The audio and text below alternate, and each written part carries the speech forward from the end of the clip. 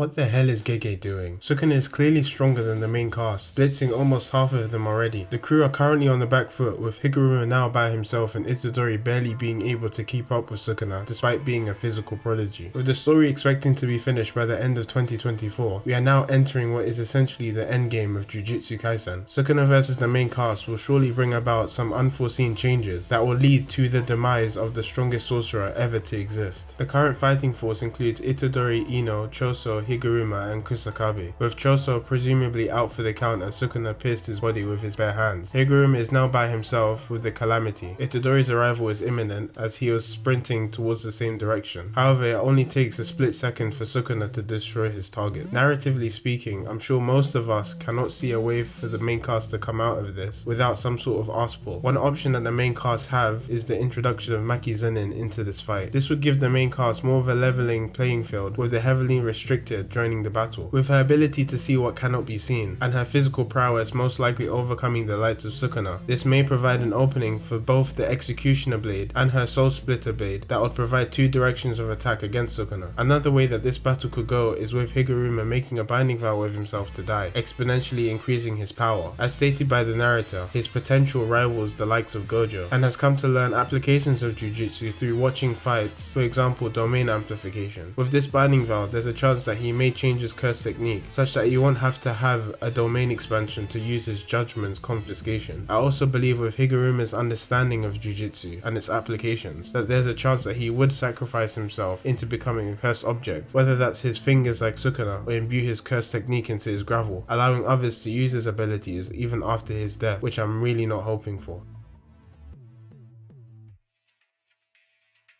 Upon further analysis of the story and Ino's usage of Nanami's cursed tool, we can begin to understand what exactly the dead characters were speaking about in chapter 236. In this chapter, we see Nanami describe traveling north as a new beginning or going south as a way to return to their old self. Afterwards, Nanami states that he asked Mei where he should travel for a vacation, and we are aware that he wanted to travel to Malaysia, which is actually situated south of Japan. However, I believe this was only thrown into the conversation to confuse us, as we are aware that he did travel south shortly after stating this. Evidently, we see in the latest chapter of 246 with his curse technique being imbued into the cursed tool, suggesting that Gojo decides to travel south like Nanami. He may also share the same fate, with his body becoming a cursed object which could be ingested by Yuji. This would allow Yuji to inherit his curse technique, so there's a chance that Yuji may have the Six Eyes, Limitless, Blood Manipulation and Soul Swapping, two of the three main clans' curse techniques. I don't even know what to say, it would be ridiculously overpowered. Nevertheless, the direction in which Gege is going to take is definitely unforeseen, and I'm sure many of us are excited to see where he plans on taking the story. As it currently stands, I'm wishful that somehow all of the main cast end up surviving, but Kenjaku pulls off his plan, optimizing cursed energy. In my head, the world itself would stay the same, which contradicts what Tengen believes, but would look more akin to what happened at the end of season 2 of The Legends of Korra, bridging the worlds of humans and Jujutsu together with more people awakening cursed techniques. This would allow Gege to continue writing Jujutsu Kaisen, something like Jujutsu Kaisen Shippuden or Jujutsu Kaisen Z, with more frightening people like politicians or Yakuza awakening cursed techniques. Thank you for watching today's video. If you haven't yet, please consider subscribing, and I would recommend watching my most recent video regarding Gojo. I'll see you in the next video.